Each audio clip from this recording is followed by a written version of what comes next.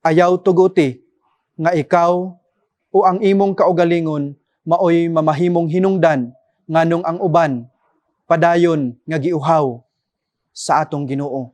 Tungod kay ikaw maoy nahimong babag ngadto kanila.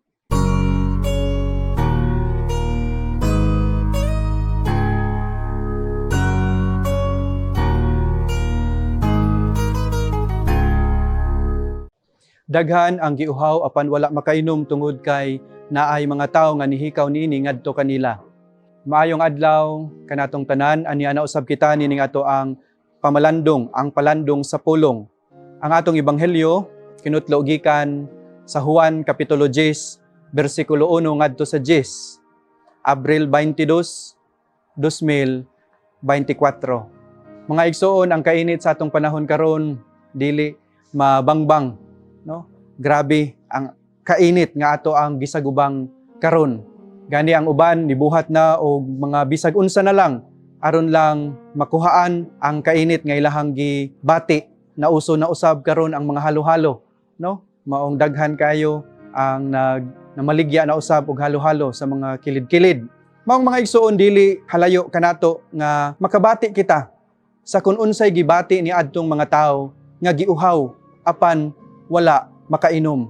Ang atong salmo karon gani naghisgot kabahin nini nga siya giuhaw sa buhing Ginoo.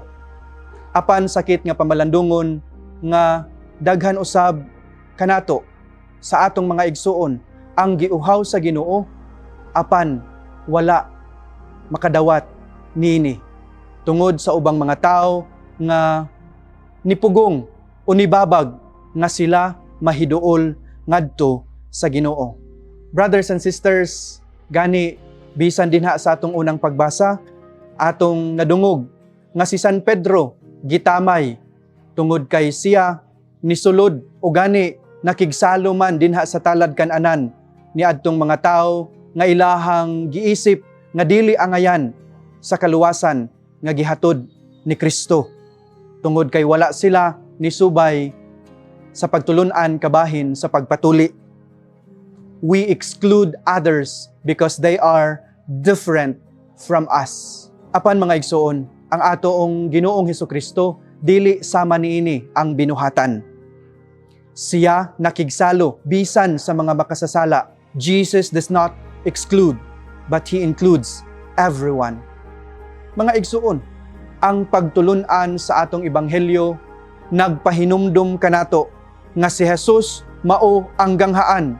Kita, mga Katoliko Kristiyano, maoy tigbantay ni ining ganghaan. Apan atong hinumduman ug atong isilsil sa atong alimpatakan ug dinha sa atong dughan nga si Kristo alang sa tanan. Busa ang maong ganghaan abli alang sa tanan.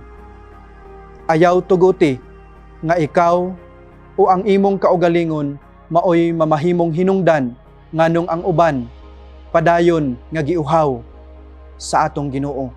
Tungod kay ikaw maoy nahimong babag ngadto kanila.